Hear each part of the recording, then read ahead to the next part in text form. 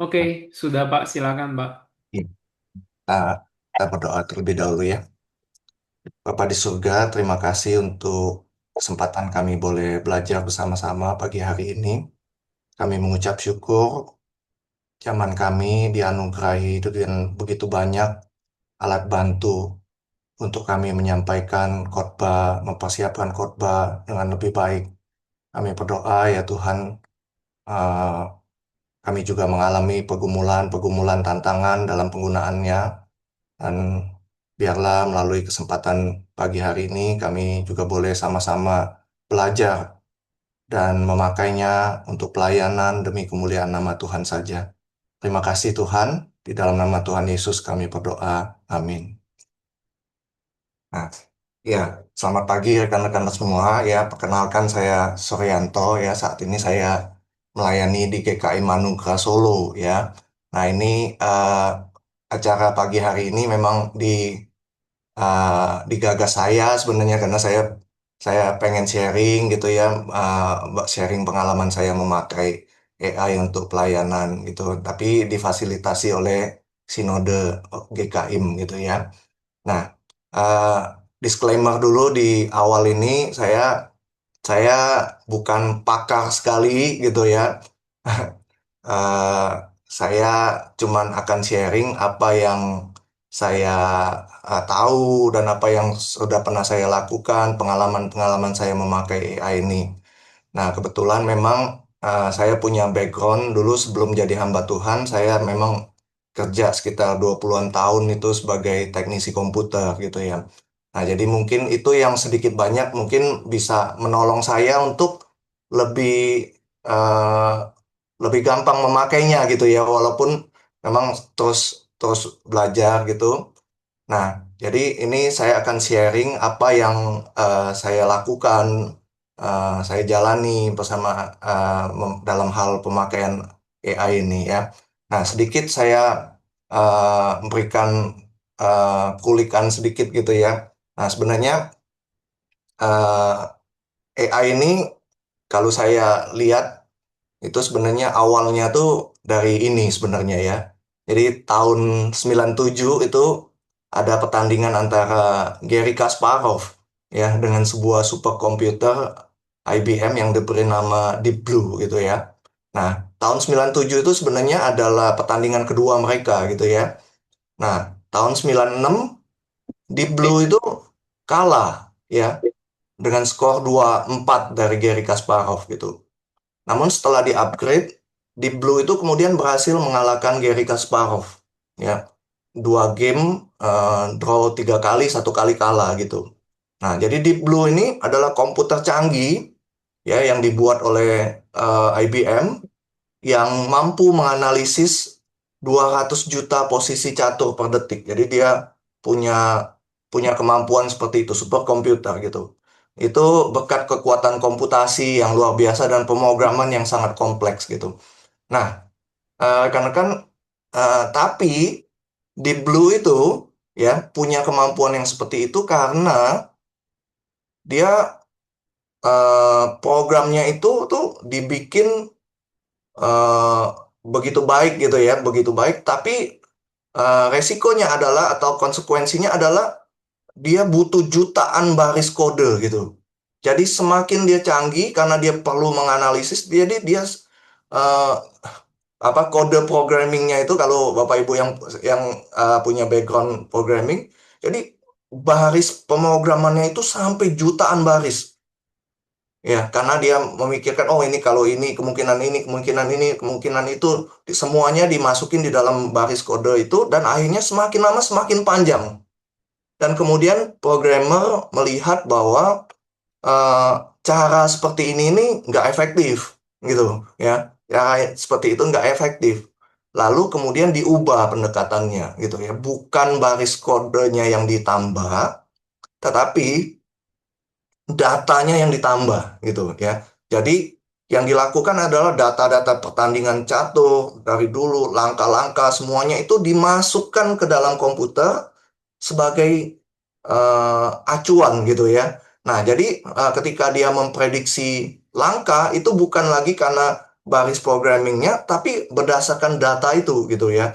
Jadi oh dulu ada si ini mainin langkah ini kalau ini nanti dia pasti ke sini ke situ.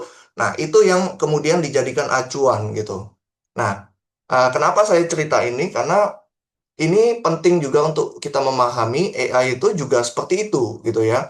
AI itu sangat sangat bergantung dengan data yang ada gitu. Nah, itu juga lah yang menyebabkan beberapa orang tuh khawatir ya, khususnya pengkhotbah-pengkhotbah, pendeta-pendeta khawatir, oh ini tidak benar nanti gitu ya.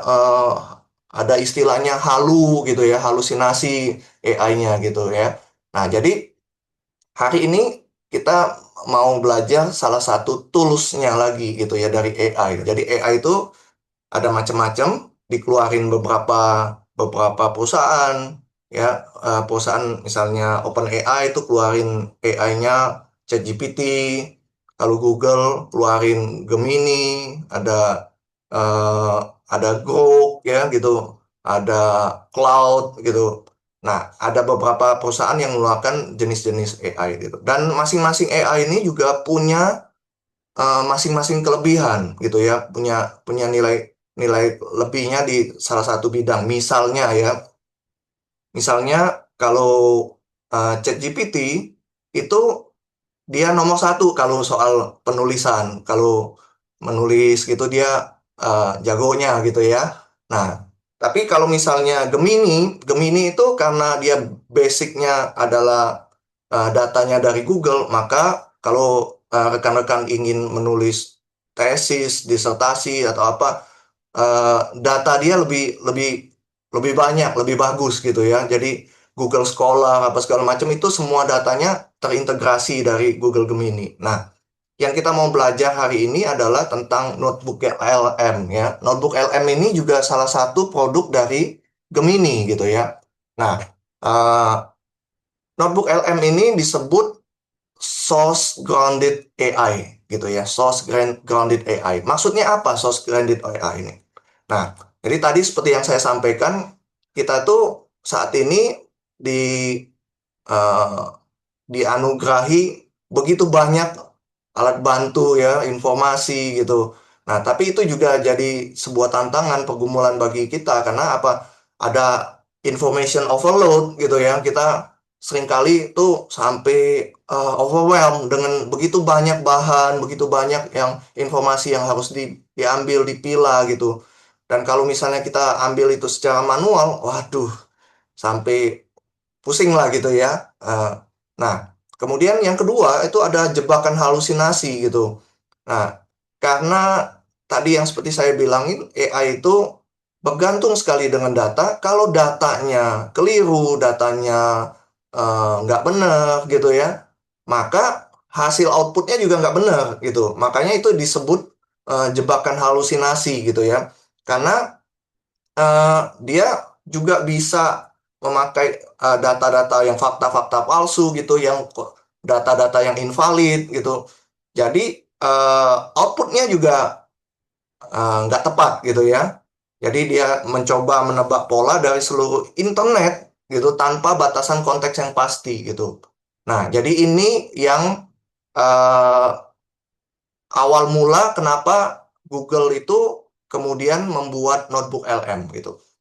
Nah, source grounded AI itu maksudnya adalah bahwa si notebook LM ini cuma memproses data yang kita masukkan di dalam sebuah notebook gitu ya. Jadi dia tuh pakai kayak sebuah notebook gitu. Nah, jadi sekarang pergeseran paradigmanya itu eh, di notebook LM ini AI hanya mengetahui apa yang Anda berikan gitu ya. Apa yang Anda berikan. Nah, salah satu contohnya misalnya nih ya, saya kasih lihat gitu. eh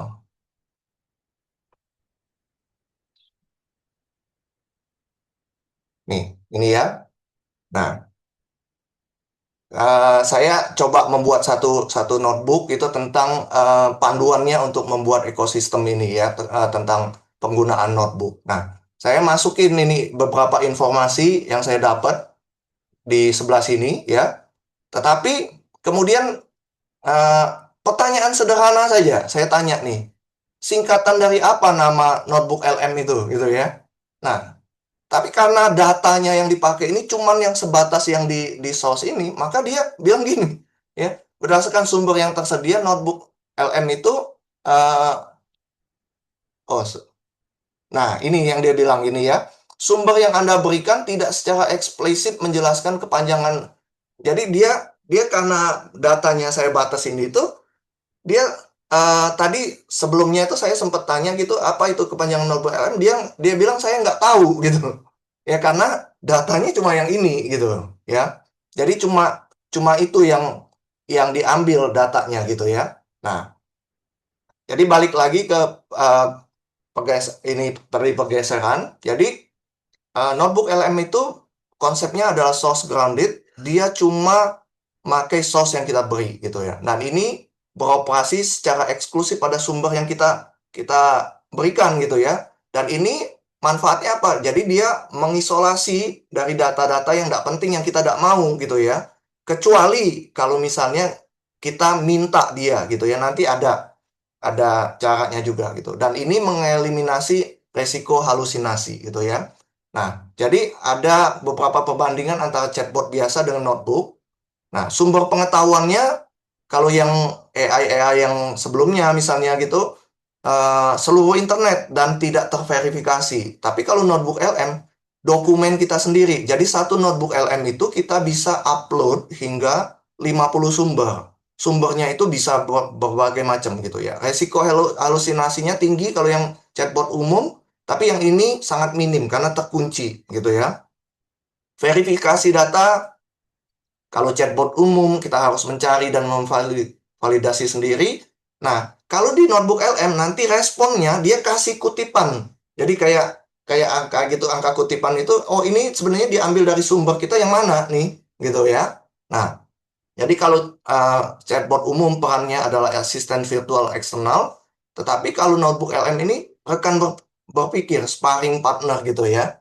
Nah, jadi arsitektur pemrosesannya dari data mentah jadi wawasan terstrukturnya adalah gini. Jadi kita ambil raw datanya, tadi saya bilang satu notebook maksimum 50 sumber, itu bisa berupa PDF, dokumen dokumen teks, dan transkrip YouTube, Bapak Ibu.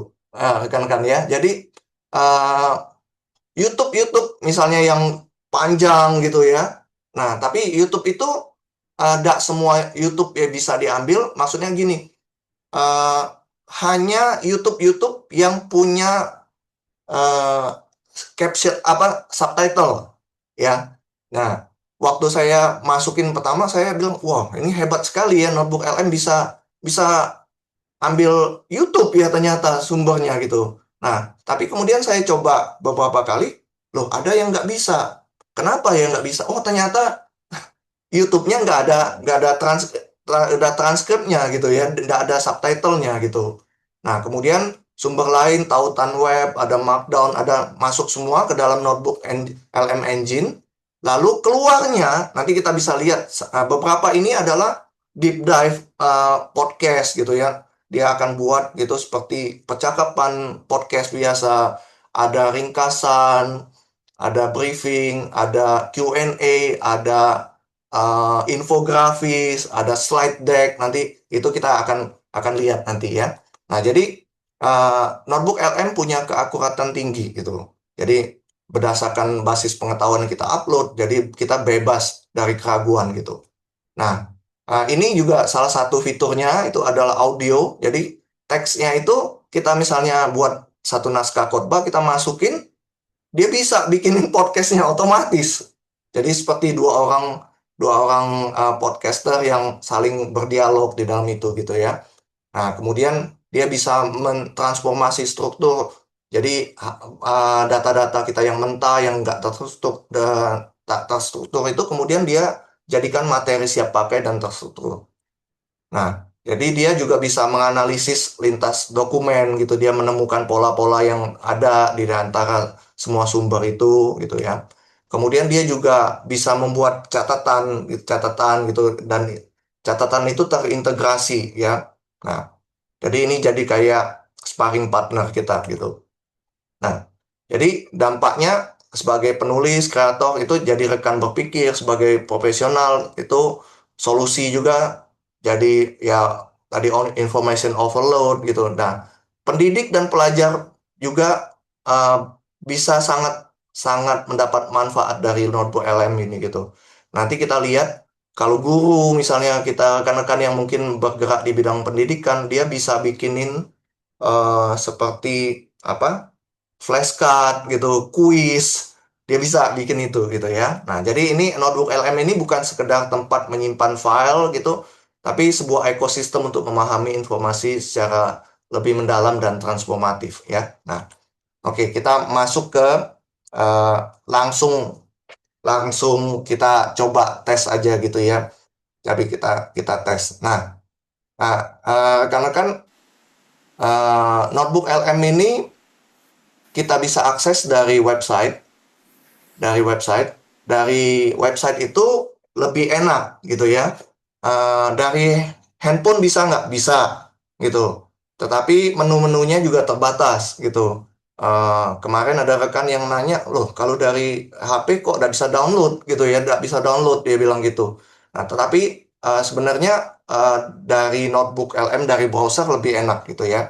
Nah, jadi ini layar dari notebook LM-nya. Nah, kita itu ada notebook-notebook ya, notebook-notebook catatan-catatan gitu ya. Nah, nanti kita akan bikin sebuah notebook gitu. Nah, eh, ini yang gratisan, gratisan. Oh, Ibu ini rekan-rekan eh, yang gratisan 3 kali bikin slide sudah langsung limit gitu ya. Jadi tidak bisa terlalu banyak. Jadi ini keterbatasan yang free punya gitu ya. Nah, misalnya apa yang bisa kita lakukan nih? Misalnya kita create sebuah notebook ya. Nah, ketika kita create sebuah notebook ada 3 bagian menunya ini. Yang pertama ini sebelah kiri ini adalah source-nya, sumbernya gitu ya, sumbernya. Nah, kita bisa add source-nya itu berupa file ebook, berupa website tadi, berupa Google Drive, atau copy paste. Jadi kita mungkin dapat artikel yang menarik, kita copy, kemudian masukin ke sini untuk jadi source-nya juga. Nah, uh, ini bisa 50 source gitu. Nah, misalnya uh, kita sendiri belum punya source-nya, kita pengen dapetin source-nya dari internet. Misalnya tentang tentang apa kita bisa bisa cari juga di internet misalnya tema tentang kasihilah sesamamu misalnya gitu ya. Nah, itu dia akan cari source di website dan kita bisa pilih source-nya itu kemudian website-website itu kemudian kita jadiin source. Nah, ini dia kasih tahu nih eh, apa saja yang ada di internet yang berhubungan dengan tema yang kita cari itu. Nah, ini kita bisa pilih yang mana, oh yang ini aku mau pilih, yang ini enggak. Kemudian kita bisa import. Nah, import ini kemudian jadi source-nya gitu ya. Jadi source-nya. Nah, nanti dia ini juga akan di bagian tengah ini dia akan menjelaskan eh, secara garis besar source kita itu isinya apa sih gitu. Misalnya nih ya. Nah, saya upload naskah khotbah saya.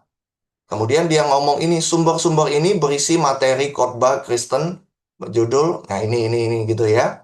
Nah, jadi ini source sebelah kiri, sebelah tengah itu chat kita gitu ya. Kita bisa uh, berdialog lagi, kolaborasi dengan dia gitu ya. Nah, ini tadi yang tadi source yang kita ambil itu nanti dia kasih tahu nih sudah masuk ke sini, masuk sini semua. Kemudian dia kasih tahu sumber-sumber ini menjelaskan konsep kasih dalam ajaran Kristen gitu ya. Nah, itu kolom source, kemudian kolom chat. Di sebelah kanan ini itu ada kolom studio. Nah, ini yang saya bilang fitur-fiturnya gitu ya. Fitur-fitur dari notebook LM itu. Misalnya apa? Fitur tadi yang saya bilang podcast itu di sini audio overview, dan dia kita bisa bisa customize lagi gitu ya, uh, modenya sebagai deep dive, jadi antara dua dua host gitu ya. Kemudian kalau misalnya kita mau bikin podcastnya itu yang brief aja gitu, yang singkat aja, atau expert review ada, atau debate gitu ya. Nah, jadi ini kita kita bisa atur gitu. Nah, ini untuk buat podcastnya. Oh iya, satu lagi, karena kan ini secara default itu bahasa Inggris. Kita bisa ubah di setting ini, itu ada output language. Nah, ini kita bisa ubah dulu output language-nya jadi Indonesia.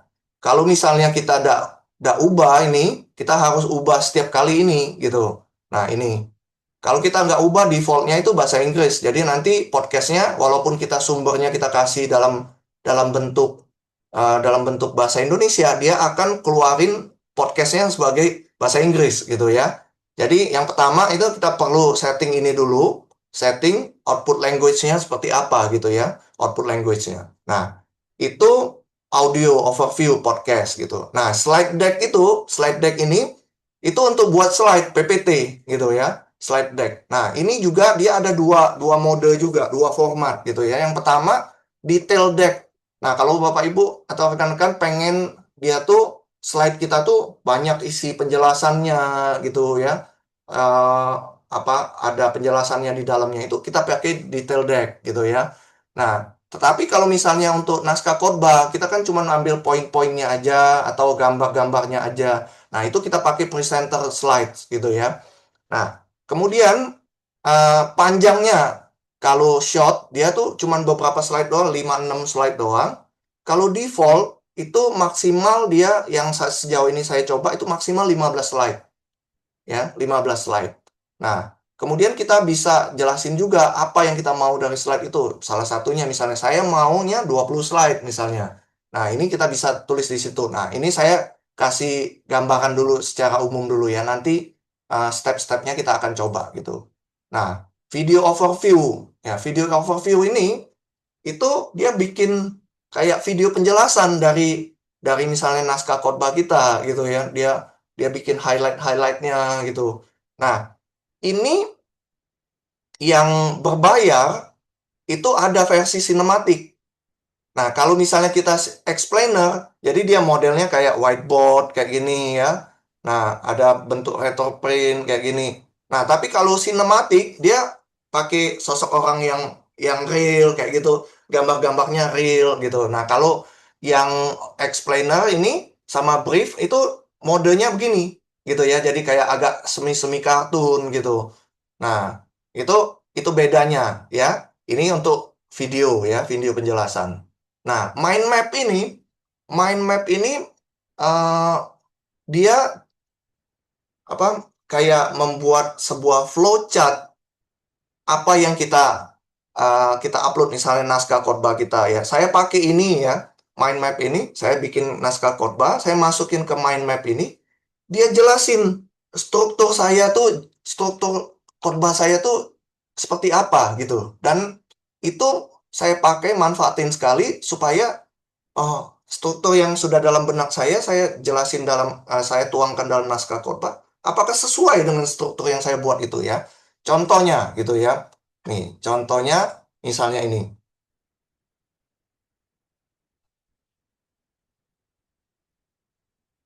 Nah, ini ya.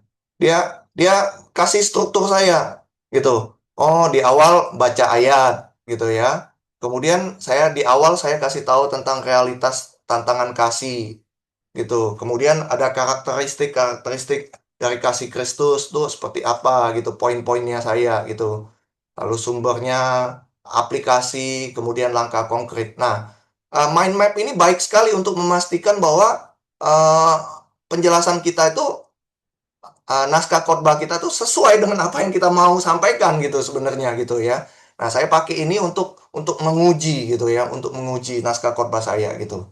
Nah, kemudian ada lagi ini tentang report. Nah, report ini sebenarnya kalau misalnya seperti kami di sini, kami membuat penajaman khotbah setiap hari ya. Jadi selama 1 minggu itu setiap hari kami share di grup itu, grup jemaat, penajaman-penajaman khotbah. Nah ini eh, dulu kayaknya Ko Helmi pernah ngomong juga kan, misalnya dulu disuruh bikin rangkuman untuk di warta gitu ya. Nah ini baik sekali nih untuk kalau misalnya kita mau bikin bikin rangkuman ringkasan gitu ya. Nah ini menolong sekali gitu. Nah kemudian ini flashcard. Flashcard ini juga gitu. Jadi kalau untuk misalnya rekan-rekan yang bergerak di bidang pendidikan, kita mau bikin kayak flashcard-flashcard untuk anak belajar lebih gampang. Nah, ini menolong sekali gitu ya. Nah, juga ada kuisnya dari berdasarkan bahan yang kita upload ya. Rekan-rekan bayangin kalau misalnya kita kita mengajar, kita ngajar bab 1 misalnya gitu, bab 1. Nah, kita mau bikin kuis dari bab 1 itu, wah pakai ini gampang sekali gitu ya. Nah, kemudian infografik. Infografik ini eh, ringkasan itu dalam bentuk satu satu gambar gitu ya, satu gambar utuh. Misalnya tadi mind map saya ini, kemudian saya bikin eh, infografisnya gitu ya, infografisnya. Nah, rekan-rekan mungkin sering kali lihat ya, sekarang ini kan banyak sekali orang share kayak gini gitu ya. Nah, di dalam satu satu satu gambar saja gitu ya. Nah, kita bisa bisa bisa lihat ini hasilnya juga sesuai dengan naskah khotbah kita misalnya gitu ya. Nah, jadi itu eh, infografik, data table ya, dia ini juga kalau misalnya kayak tabel-tabel, kalau misalnya research atau apa dia muncul di sini gitu ya, data table. Nah, jadi ini fitur-fitur yang ada di notebook LM. Jadi sebelah kiri ini source-nya, sebelah kanan ini eh, interaksi kita gitu ya. Misalnya kita mau eh, ini lagi, tanya lagi. Nah, ini misalnya ini dia dia kasih tahu lagi ada pertanyaan-pertanyaan yang mungkin bisa keluar dari sumber kita itu, jelaskan perbedaan antara kasih eros, storge, filia dan agape. Nah, ini interaksi kita. Nah, studio ini adalah fitur-fiturnya gitu ya. Nah, yang saya lakukan ya dengan notebook LM ini adalah seperti ini gitu. Nah, saya kasih lihat ya. Nah, oke ya. Yang saya lakukan adalah kalau misalnya saya membuat sebuah notebook gitu ya. eh Misalnya sebentar ya, saya ambil.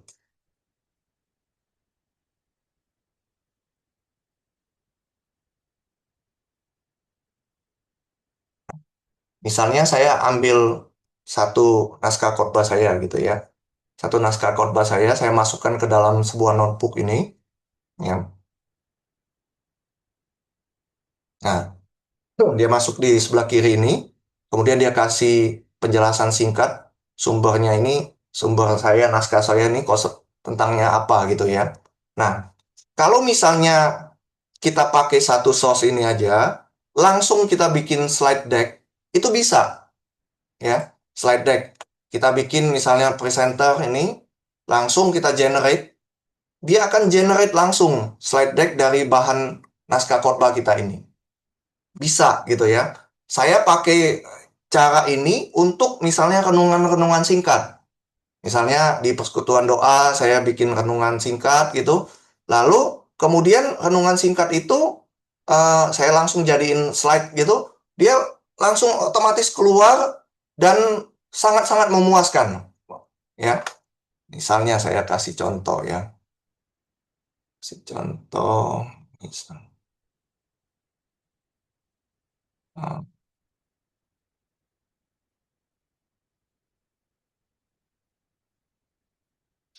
ya,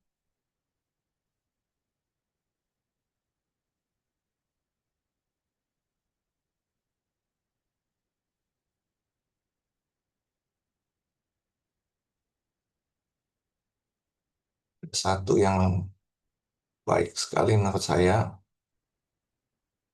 Nah, ini misalnya nih.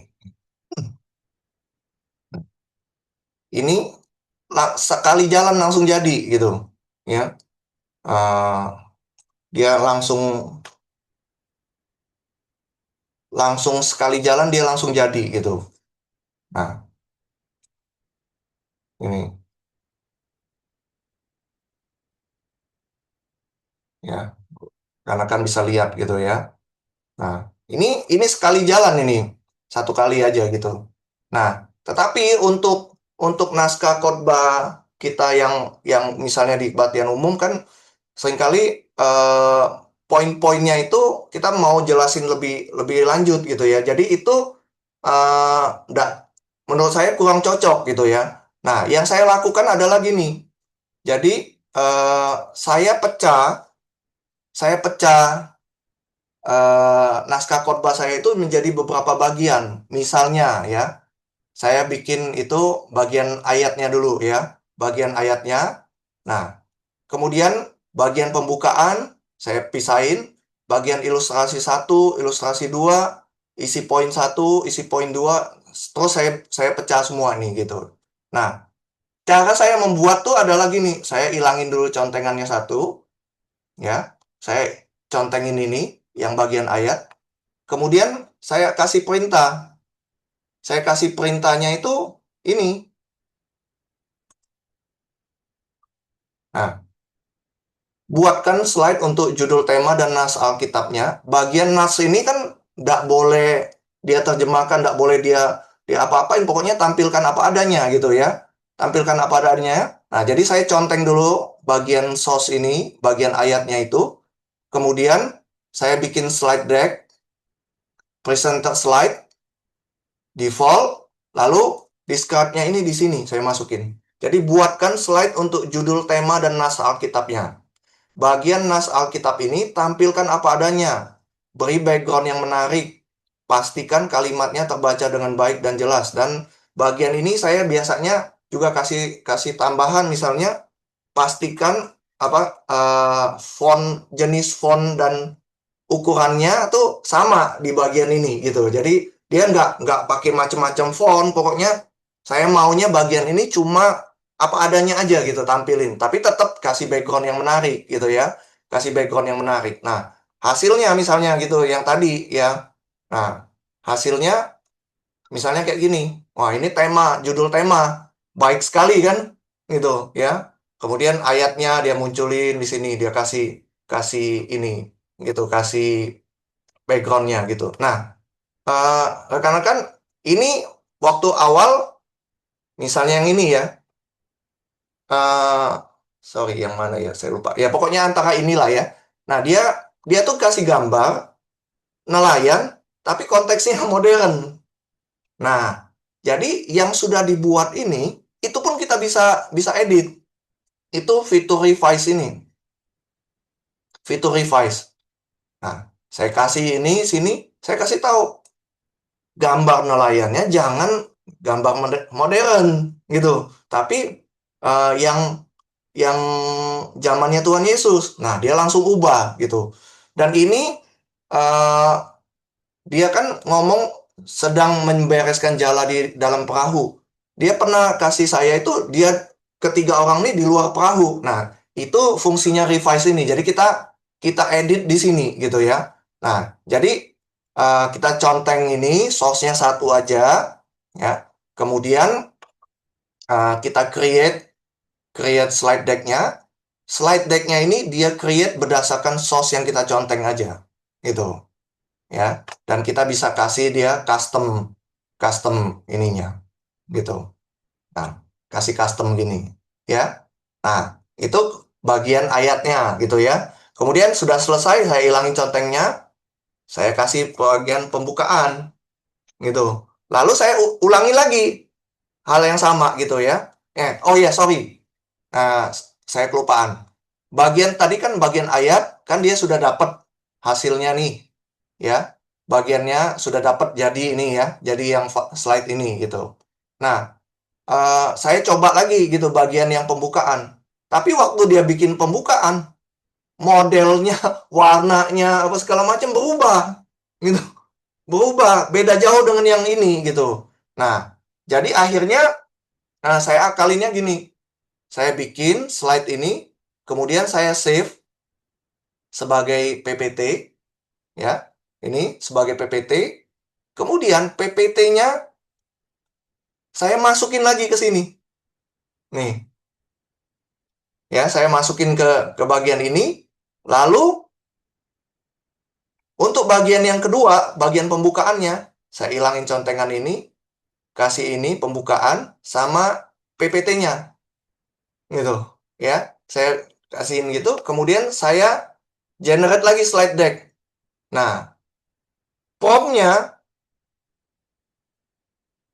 nih, ya, saya kasih perintah gini, buatkan slide khotbah untuk bagian pembukaan ini dengan mengacu kepada file PPT saya yang saya kasih ini untuk tema, style, gambar, warna, fontnya supaya tidak terlalu jauh atau berbeda.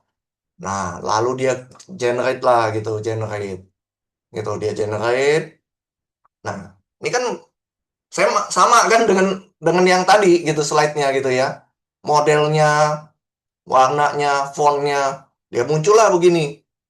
Nih, ini jujur bagi saya ini kalau saya buat sendiri gak bakalan bisa saya dan gak bakalan bisa. Saya selama ini ngandalin template-templatenya dari Canva gitu ya, yang saya ubah-ubah gitu. Tapi gak bakalan bisa seperti ini. Ini luar biasa ini. Nah, kayak gini mereka sedang menabrak ini ya. Nah, dia bikinin semua gitu ya. Nah, kemudian ya sudah selesai. Saya masukin lagi hasil PPT itu saya download ya. Kemudian saya masukin lagi ke bagian ini. Tapi sebenarnya kalau mau pakai bagian yang pertama tadi juga sudah oke sih sebenarnya menurut saya gitu ya.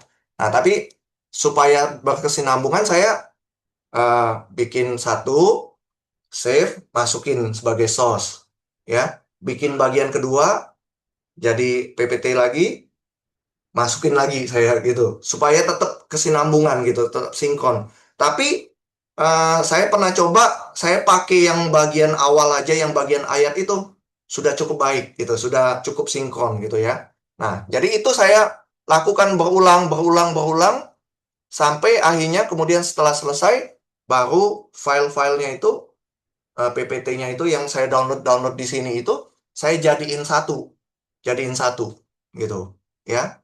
Hasilnya gitu yang kemarin itu misalnya nih ya, hasilnya, nah, ini semua gitu saya baru jadiin satu gitu di dalam uh, khotbah saya gitu. Nah, ini baru saya jadiin satu gitu ya. Nah, itu yang saya lakukan gitu ya.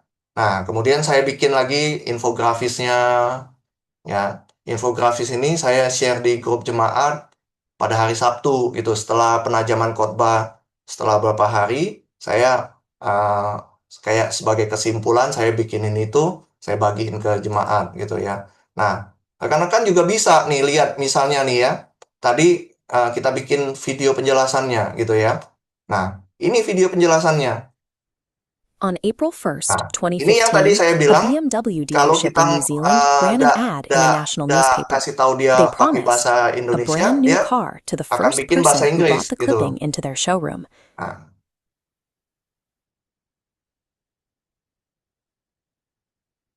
Pada 1 April 2015, dealer BMW di Selandia Baru memasang iklan menjanjikan mobil baru gratis bagi orang pertama yang menukar mobil lamanya. Hampir semua orang menganggapnya sebagai lelucon April Mop yang murah, kecuali seorang wanita bernama Tiana Marsh. Tiana memilih untuk mempertaruhkan rasa malunya dan percaya pada undangan tersebut. Saat ia menyerahkan kunci mobil lamanya di dealer, ini dia hasilnya tidak ini. mendapatkan ejekan, melainkan sebuah BMW baru. Kepergiannya untuk merespon satu undangan yang dianggap mustahil oleh orang lain telah mengubah total arah hidupnya hari itu. Nah, gitu ya. Kemudian misalnya podcast nih, ya. Halo, selamat datang di sesi penelusuran mendalam kita kali ini. Gini, coba deh Anda bayangin satu skenario. Anda lagi duduk pegang cangkir kopi pertama Anda di pagi hari, Terus buka ponsel atau baca surat kabar. Oke, rutinitas pagi yang biasa lah ya. Ya, rutinitas biasa. Terus mata Anda nangkep satu Visual iklan dari hapus. dealer mobil mewah. Katakanlah BMW gitu ya. Mm-mm. Wah, narik nih. Nah, oke. Kemudian nih flashcard nih. Nah, untuk ya kayak semacam kuis juga untuk kalau flashcard lebih ke untuk kita lebih lebih memahami gitu ya. Ada kuisnya juga gitu. Jadi, nah ini juga ada eh, rangkuman yang tadi saya bilang gitu ya. Kalau misalnya kita diminta untuk memberikan rangkuman untuk di Warta gitu ya. Nah ini kita bisa lakukan ini dengan menggunakan fitur ini gitu. Nah, ini cara awal yang saya pakai gitu ya. Saya pakai untuk membuat slide PowerPoint gitu. Nah, tapi saya merasa bahwa ini, aduh, ribet sekali gitu ya. Eh, oke sih sebenarnya gitu. Tapi saya pikir apa nggak ada cara lain yang lebih lebih baik gitu ya untuk melakukan ini gitu. Nah, kemudian saya ubah pendekatan saya gitu ya. Nah, ini yang saya lakukan gitu ya. Misalnya, nih, saya upload eh, khotbah saya, ya, saya upload khotbah saya, gitu. Nah, kemudian saya bilang, tolong tetapkan tema atau style yang cocok, ya. Nah, kemudian dia buat itu, saya eh, yang ini, itu saya save sebagai note. Save sebagai note, dia masuk di sini. Nah, notes-nya ini, kemudian saya convert jadi source. Jadi sebelah sini. Ya, jadi saya dapat source-nya dua, satu naskah khotbah saya, satunya lagi panduan ini mengenai pemilihan gambar, font apa segala macam itu jadi panduan gitu ya. Nah, terus eh, bantu saya membuat rancangan isi untuk misalnya 30 slide atau 50 slide atau 20 slide gitu ya. Kita kita bikinin gitu. Nah, atau yang saya lakukan juga ini, saya coba lagi nih juga yang lain nih. Dari naskah khotbah saya itu, saya nggak bagi tadi secara manual. Ya tadi kan saya pisah-pisahin jadiin satu source, satu source, satu source. Nah, saya ngomong sama sama notebook LM ini di chat ini, berikan struktur dari naskah khotbah saya. Nah, dia kasih tahu, oh judulnya ini pendahuluan. Nah, pendahuluannya tuh ada kenyataan relasi, akar masalahnya apa, kemudian kesalahan kita berpikir apa, kemudian transisi ke isi khotbah gitu ya. Isi khotbahnya apa? 3 poin. Satu, sumber kasih, bukan usaha sendiri, anugerah. Kasih sebagai identitas gitu. Lalu kemudian aplikasinya, ya relasi antar generasi gitu ya. Kemudian kesimpulan dan penutup. Nah, ini tema apa? Struktur khotbahnya.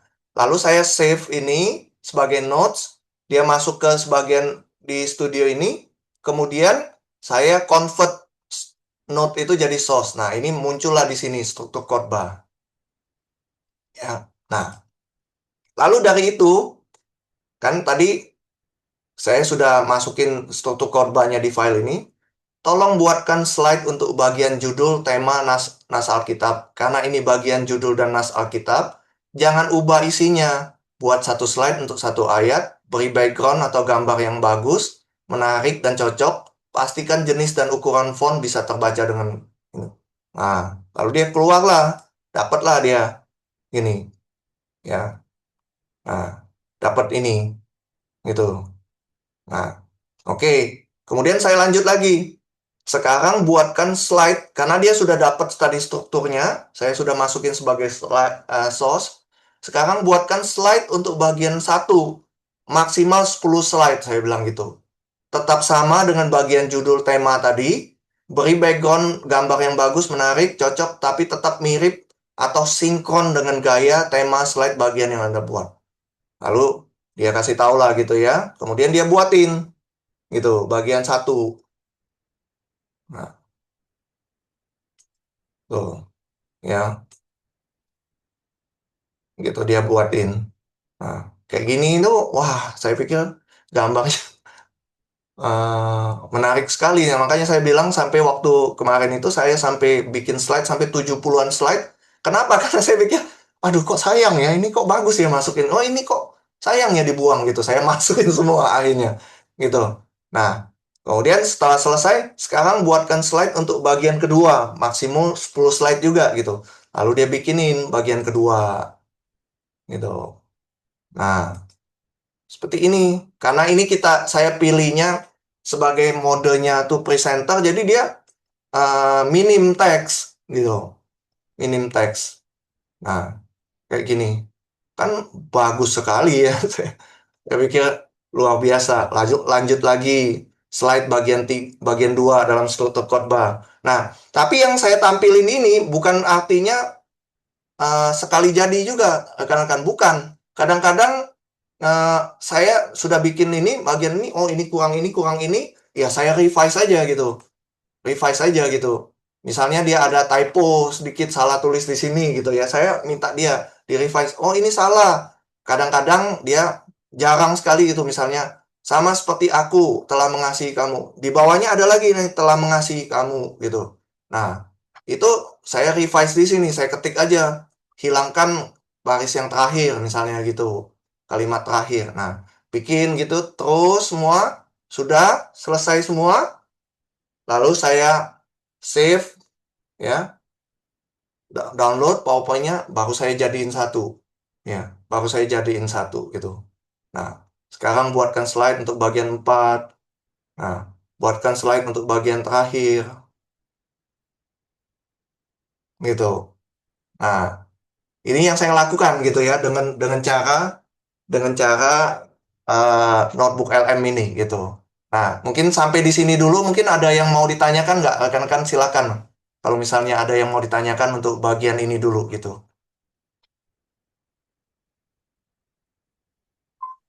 Ada pertanyaan di chat Pak Suryanto. Oh, Pak, oh ya. Pak Sugianto tolong tanya Pak.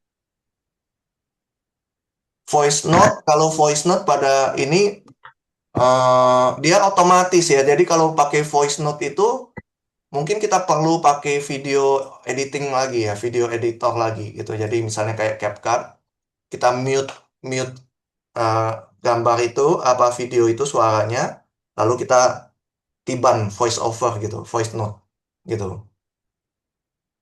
Seperti itu ya. Silakan yang mau tanya.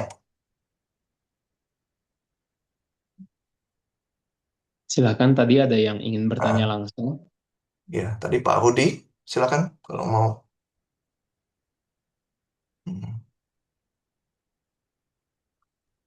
Pak, tolong tanya Pak. Mm-mm. Tadi saya sambil dengarkan penjelasan Bapak, saya langsung coba-coba sendiri Pak. Saya Ah, buatin ah. slide Mm-mm. dari naskah khotbah saya. Mm-mm. Pertama yang muncul setelah saya generate itu dia desainnya itu kaku banget kayak grafis itu ada banyak banyak tempat tanda-tanda segala macam garis-garis. Lalu saya revise, saya minta untuk dibuatkan lebih alami gitu desainnya ya. Tapi dia Ya. yang dia ubah desain itu cuma slide pertama aja. Oh, Lalu saya coba lagi, saya bilang, tolong 15 slide itu diubah dengan nada yang sama. Nggak bisa ah, dia, nggak gimana bisa. caranya? Jadi gini, Pak Audi, eh, itu harusnya pas waktu create awal, Pak. Jadi, Oh, jadi tadi saya ngomong tadi, jadi waktu kita slide deck ini, nah presenter slide, nah kita mau mau slide kita tuh model apa? Natural, ini apa segala macam temanya lebih bright, colorful. Nah itu masuk di describe ini, Pak. oh, Gitu. oh, berarti Nah, sejak awal Pak kalau ya? yang tadi, kalau yang revise tadi itu memang dia ngedit per slide. Oh, oke, Gitu. oke. Ya, Saya udah coba-coba, Pak, tolong ganti semuanya, nggak bisa dia. ya, memang nggak bisa gitu. Nah, Oh, oke, kita oke. semakin kita sering gitu, misalnya kita mau temanya misalnya brightful gitu ya, karena ini tentang khotbah tentang pengharapan gitu. Nah, bisa kita masukin di sini gitu. Nah, makanya tadi tadi yang awal ini juga ya, saya tadi sempat kan lakukan ini ya. Nah, ini tadi tolong tetapkan tema atau style yang cocok untuk slide khotbah saya ini. Nah, dia kasih kasih beberapa masukan tema kita gitu ya.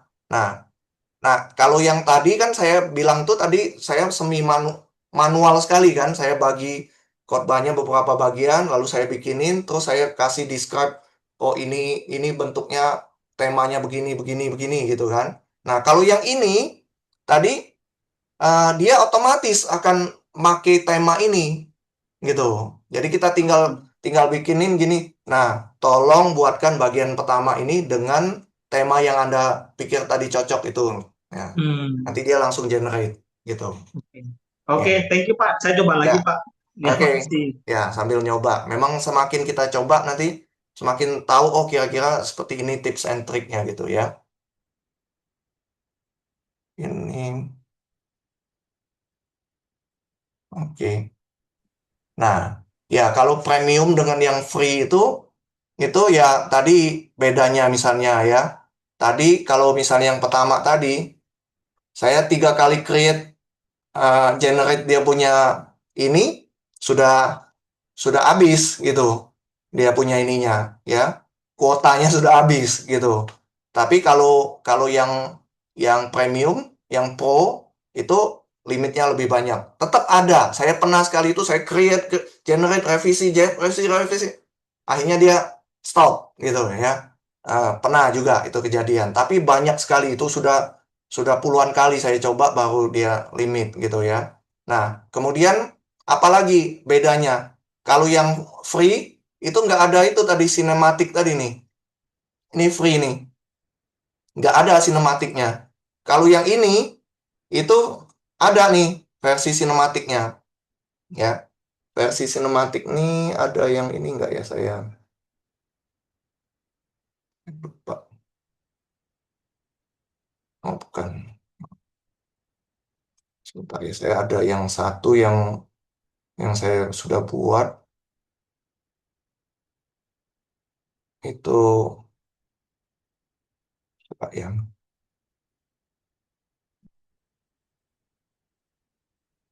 oh, iya,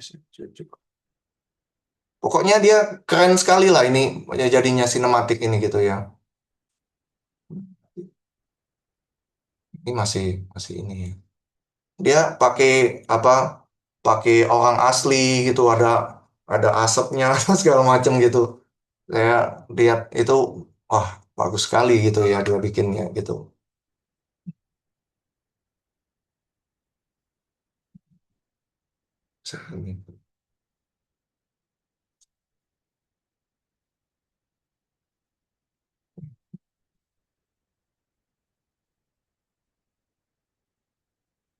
Saya nggak ingat di mana ya Bu.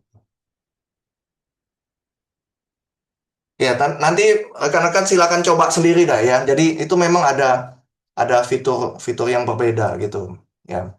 Nah, Mas Suryanto. ya. By the way, yang bayar itu ya, Hmm. itu bayar yang apa ya? Maksudnya karena saya juga berbayar, tapi saya nggak Nah, muncul video yang kategori sinematik tadi. Saya cuma dua. oh, yang yang ini versi Pro ya, ininya ya. Saya juga pro. Pro ya. Iya. Apa kita beda ini? Beda harga? Jangan-jangan saya harga diskon. Iya ini sih. Oh, coba lihat, nggak ada dia punya ininya, menunya. Ada. Di tempat saya nggak ada loh yang ini. Ah. Tapi sudah pro ya, Banyak. udah pasti pro ya.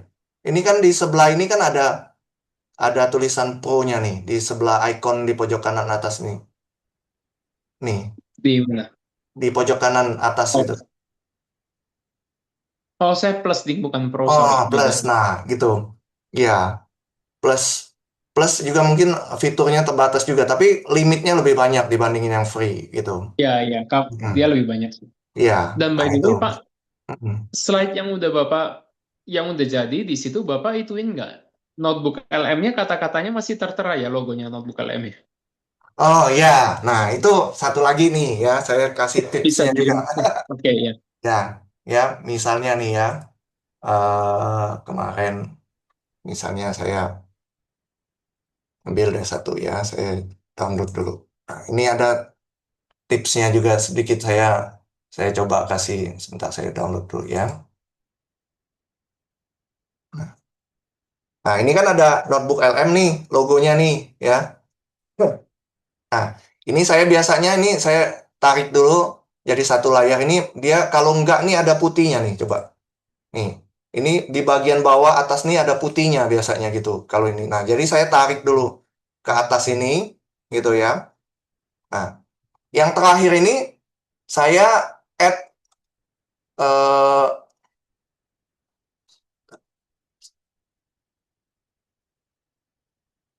saya add ini logo. Ya, ini saya add logo logo GKI Manugra.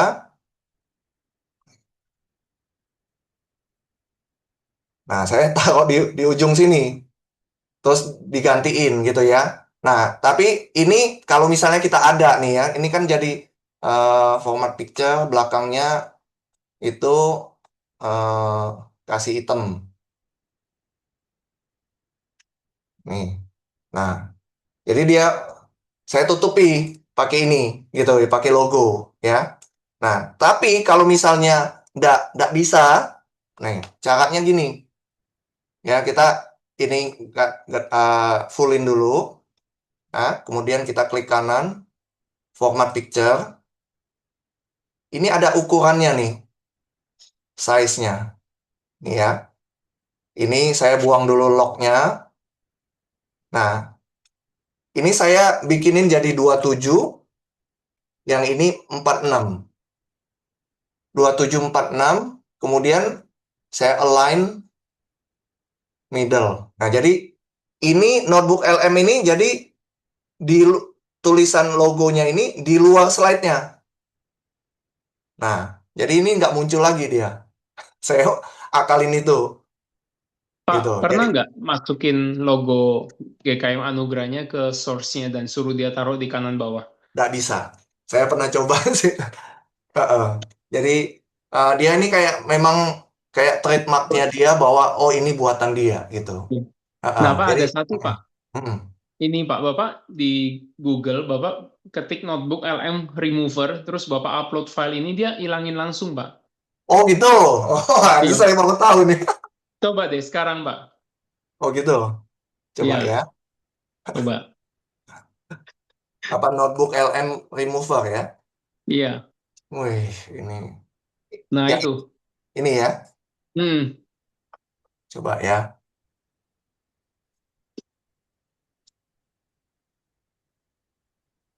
Ih, oh, ini MP4 ya. Oh, sebentar. PPTX-nya. Super PPT ya. MP4 ya. Ya.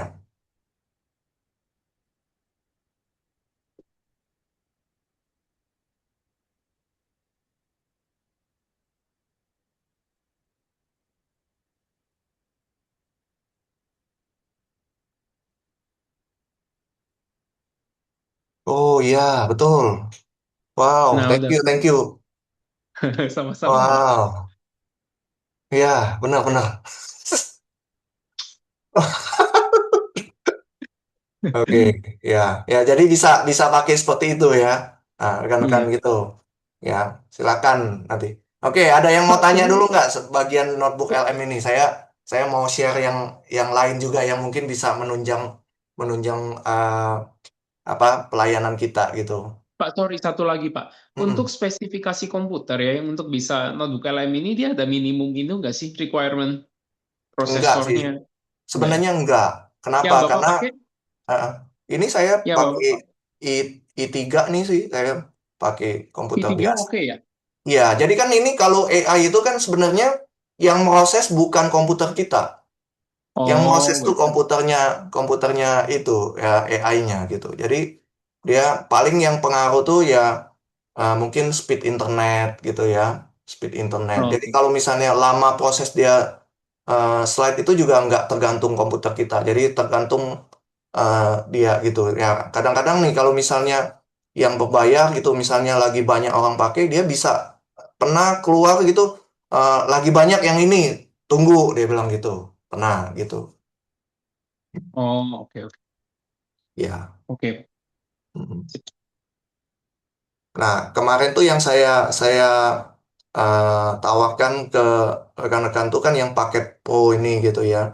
Nah, paket Pro ini enaknya tuh apa? Karena dia jadi satu semua gitu ya. Kalau yang berbayar nih Nano Banananya, Veo-nya itu juga juga eh, langsung langsung apa include semua jadi satu gitu.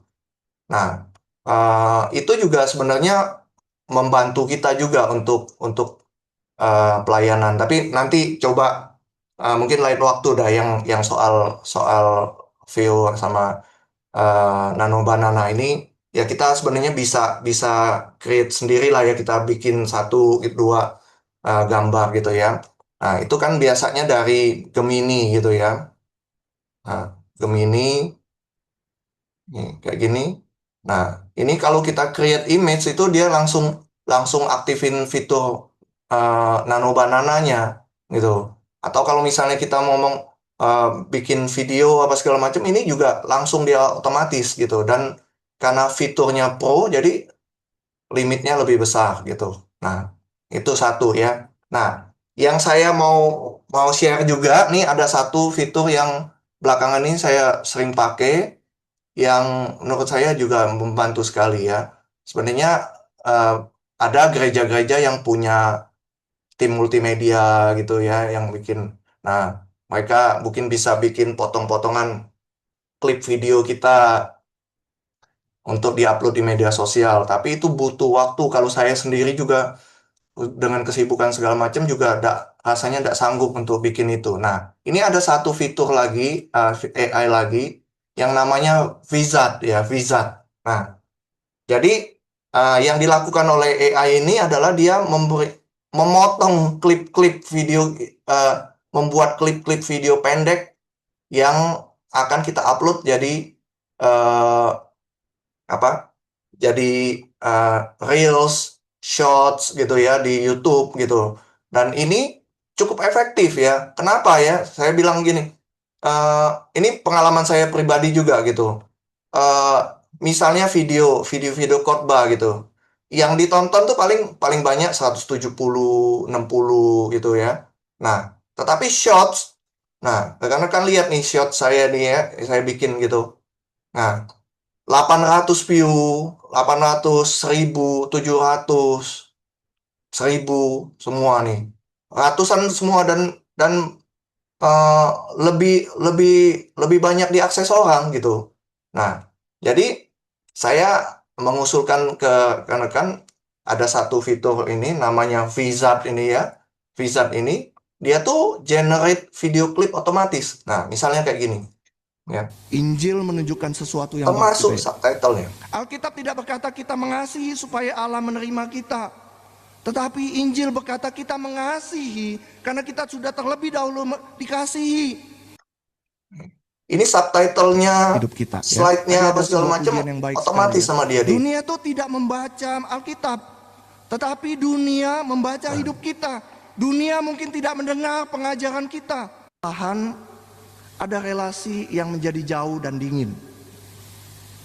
Kalau kita lihat kulitnya saja, maka kita akan melihat bahwa ini perbedaan generasi. Masalah perbedaan generasi. Tetapi firman Tuhan membawa kita lebih dalam lagi, Bapak Ibu. Ini bukan sekedar masalah generasi. Ini masalah hati. Nah, ini saya ajarin caranya nih. Ini gampang sekali gitu ya. Nah, rekan-rekan kan misalnya ya, ini yang saya lakukan ya. Dari yang gereja punya nih ya, saya Tetapi download. perubahan itu nyata, Ya. Bapak Ibu. Ini tapi kan sudah berikut juga ibadahnya gitu ya. Nah, lalu saya download, saya edit, saya potong khotbahnya saja, lalu saya upload ke YouTube pribadi saya gitu ya, YouTube pribadi saya. Nah, YouTube pribadi saya ini kemudian kan dia ada linknya nih, khotbah saya nih ya. Misalnya nih yang kemarin ya, ini khotbah saya copy nih link YouTube-nya ya, link YouTube-nya. Lalu saya ke Vizard nih, Vizard ya, Vizard. Nah, sebentar ya.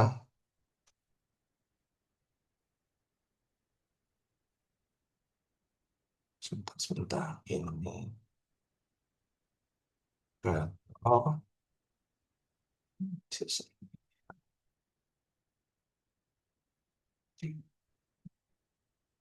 Nah, ini wizardnya nih ya, wizardnya. Nah, YouTube yang tadi saya ini saking mudahnya nih, saya tinggal paste di sini, ya, paste di sini. Lalu ini bahasanya, ya. Kalau misalnya kita ada subtitle lagi, boleh dimasukin sini. Kalau nggak usah, ya.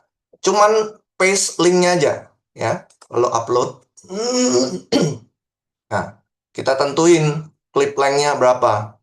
Misalnya 90 sampai 30 90 detik sampai 3 menit gitu ya. Nah, terus kita bisa pilih template-nya. Template-nya seperti apa, ya. Kalau mau remove silence juga bisa nih. Nah, kalau ini B-rolls gini. Rekan-rekan pernah nggak lihat misalnya video pendek gitu ya, waktu dia ngomong eh, damai sejahtera, dia kasih videonya mungkin gunung yang berkabut, sawah yang hijau gitu. Nah, itu B-rolls itu. Jadi videonya itu dia masukin otomatis, tapi ini berbayar gini ya. Nah, kalau yang ini saya nggak pakai yang berbayar, saya pakai gratisan terus gitu ya. Gratisan. Nah, kemudian sudah kita pilih ini modenya apa gitu, ya sudah get AI clips. Sesederhana itu aja gitu. Jadi dia dia generate sendiri, kemudian hasilnya ya seperti ini. Nih, lalu saya tinggal download, ya. Download, download gitu. Ya udah tinggal di-share. Ya, tinggal di-share gitu. Nah, ini ya bagi saya sebuah hal yang sangat menolong sekali gitu ya. Gitu. Pak, sorry Pak. Jadi kita mesti download dulu satu video ibadah, kita potong dulu ya khotbah kita ya. Iya, gitu. Jadi karena apa? Karena pas waktu dia generate AI ini kan dia berdasarkan apa eh, klip-klip scene-scene yang mungkin viral gitu. Kan itu kan nggak termasuk menyanyi lah apa segala macam, nggak usah gitu. Makanya saya potong gitu. Potongnya pakai apa Pak? Ya pakai video editor biasa sih mungkin saya pakai bawaan Windows gitu, Windows Clipchamp gitu namanya kalau yang Windows. Dari YouTube juga ada sih sebenarnya, cuman saya lupa ya kalau kalau YouTube itu saya belum pernah coba sih kalau yang YouTube itu. Jadi sebenarnya ada fitur editing juga di itu. Jadi potong kanan kanan kiri gitu, depan belakangnya aja gitu, ambil. Itu ada juga itu. Nanti mesti mesti coba-coba. Tapi kalau saya pakai fitur bawaan dari Windows. Sesederhana motongnya tuh motong motong saya sekalian dah ya. Nih, Clip Jam. Ya, ya kita coba sekalian dah ya.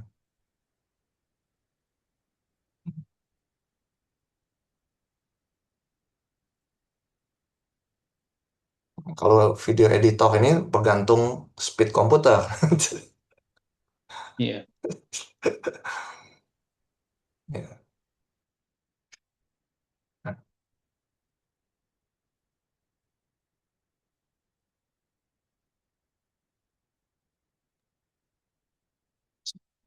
Ini sudah di-download ya.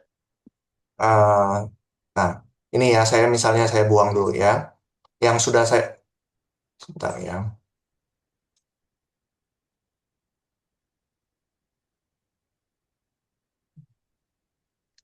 Ya, saya ini yang sudah saya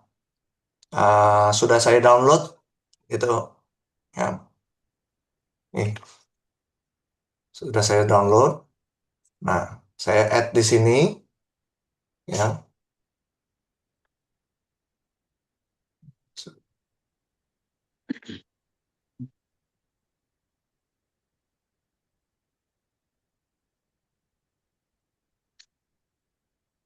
Nah,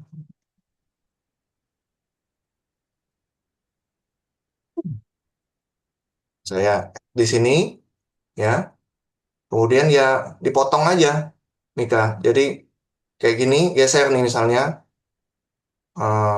bagian ini nih misalnya ya. Ini awal khotbahnya misalnya ya. Nah, ini ada gunting nih, gunting Oke. ya. Terus bagian belakangnya di sini gunting lagi.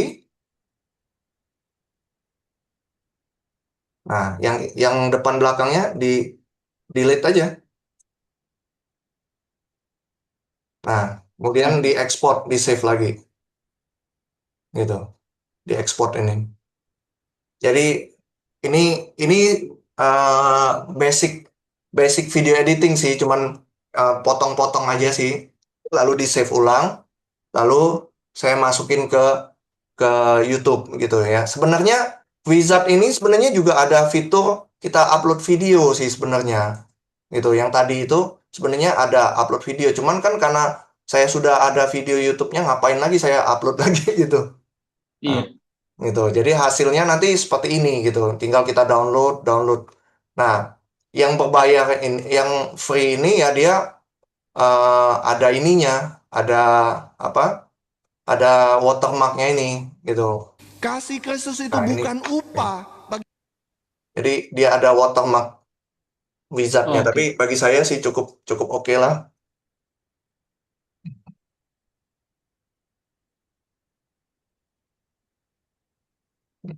Oke, mungkin ada yang mau tanya bagian ini. Iya, pagi Pak, saya Atisa, saya mau bertanya. Ya, Yang pertama, yang kita bayar kemarin itu apakah memang sudah bisa diaktifkan? mm, Kemudian kalau kita tidak mempunyai link YouTube, mm, tapi kita buat rekaman sendiri gitu kan, nah mm. mungkin kepanjangan, terus kita buat seperti ini bisa nggak sih?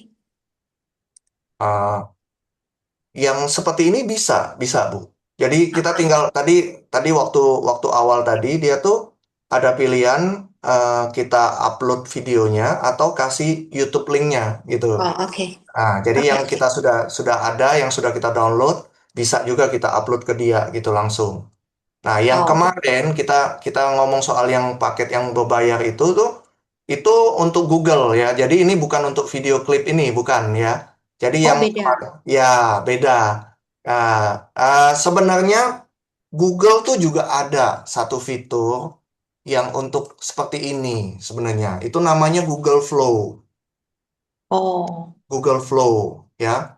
Nah, ini tuh sebenarnya juga punya fitur ini, cuman saya tuh belum belum sempet belum nyobain gitu. belum sempat Sebenarnya ini ngulik. iya.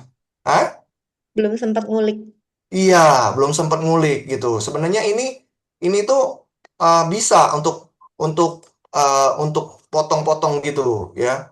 Dan ini juga kalau misalnya kita mau bikin bikin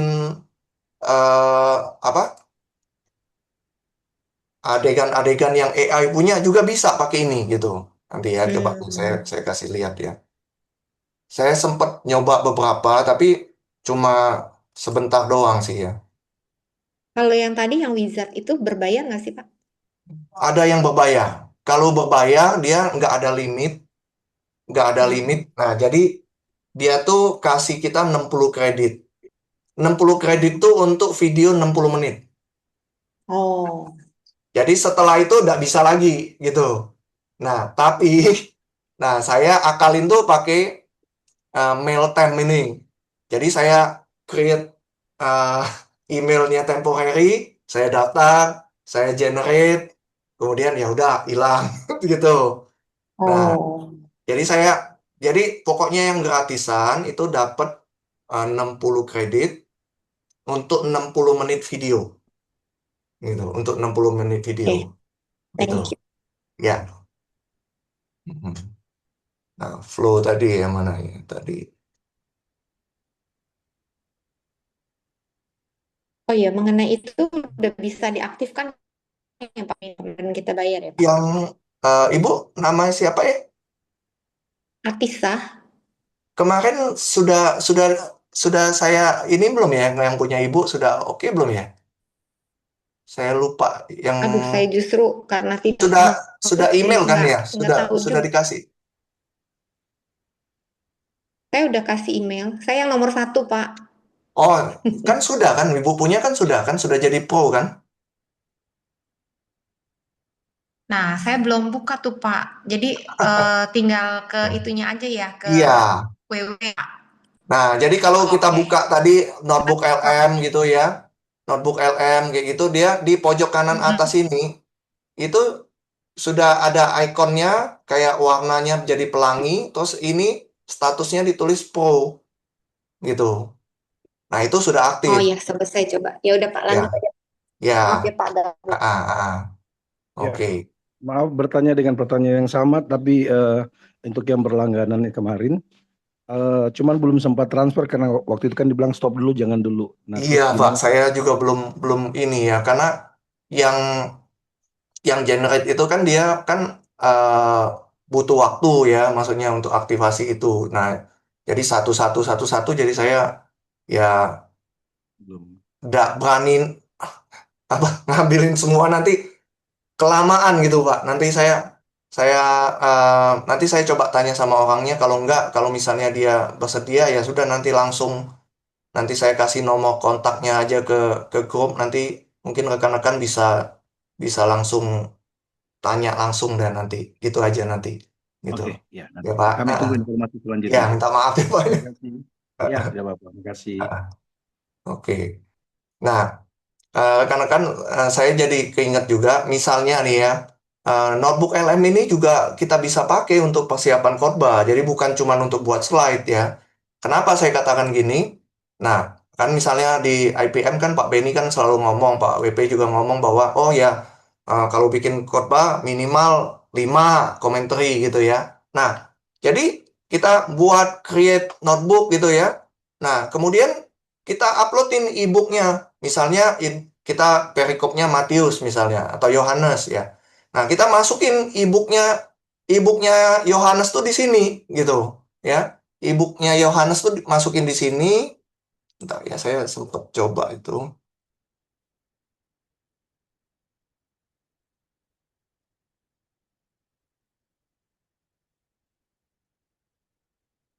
Nah ya,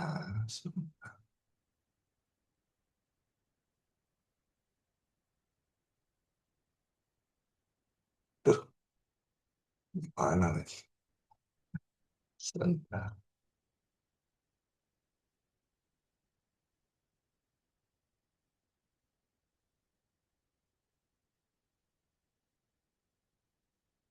Nah, ini John Commentary.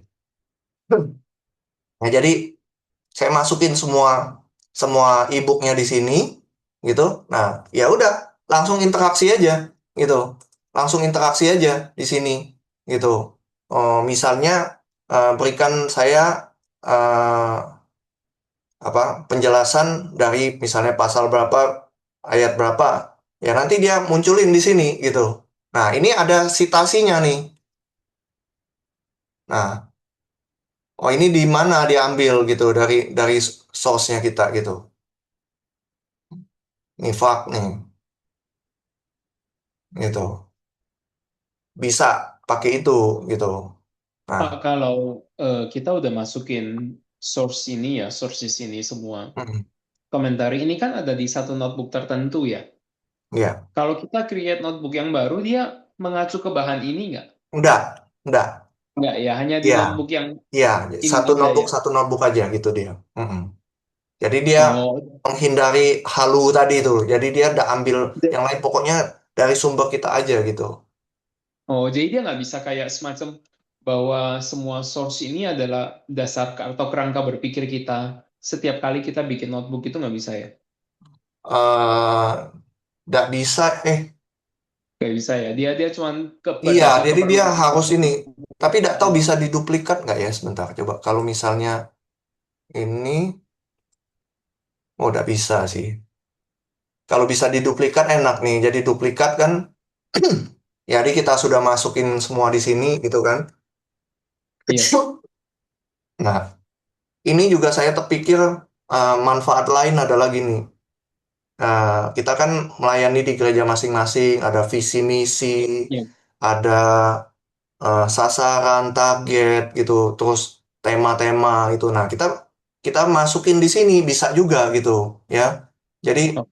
mungkin kita interaksi, mungkin berikan langkah-langkah strategis apa untuk mencapai visi ini. Nah, itu kita bisa bisa interaksi di sini gitu. Dan saya sebenarnya sudah lakukan itu tapi di ChatGPT ya sebenarnya gitu. Nah, ChatGPT itu juga ada fitur namanya project. Nih, project ya. Nah, project itu salah satu manfaatnya adalah gini. Nih, ini saya bikin satu project namanya visi misi gitu ya. Nah, di dalam visi misi ini saya masukin semua source-nya ya. Visi misi, filosofi pelayanan, tema, apa sasaran, nilai-nilai, filosofi pelayanan gitu. Nah, saya masukin di sini. Kemudian eh, bahan-bahannya kuliah misalnya eh, Pak WP punya kemarin itu preaching as leadership gitu ya. Nah, saya masukin di sini. Terus saya bikinin juga yang jadwal-jadwal yang lama gitu ya. Saya masukin ke sini juga gitu. Jadwal yang tahun ini misalnya. Nah, dari sini saya minta dia dari semua source itu saya interaksi sama dia. Saya minta dia jadiin 5 tema tahunan gitu.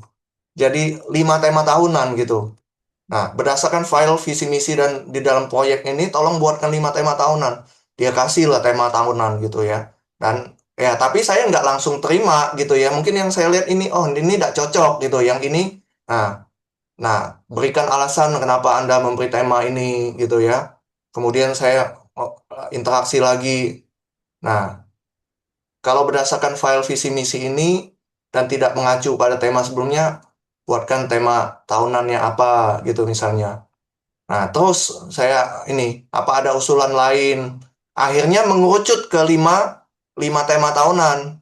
Lalu dari 5 tema tahunan itu saya minta dia pecah lagi jadi 5 jadi tema bulanan gitu. 5 tema bulanan. Terus saya minta dia langkah-langkah strategis apa yang bisa kita lakukan sebagai pemimpin gereja. Nah, interaksi itu bisa begini gitu ya.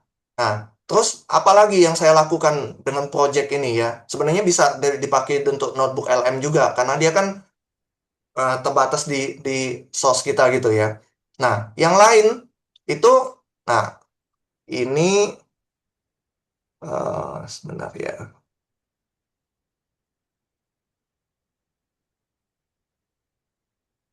Nah, ini persiapan dan evaluasi khotbah yang bahan-bahan saya homiletik dari Pak Beni di kelas gitu ya. Terus ya tadi yang preaching of as leadership ya Pak WP gitu. Terus kemarin ikut IPM sesi saya masukin juga PPT-nya segala macam semua di sini gitu. Nah, ini saya pakai juga ini untuk misalnya saya sudah buat buat naskah khotbah.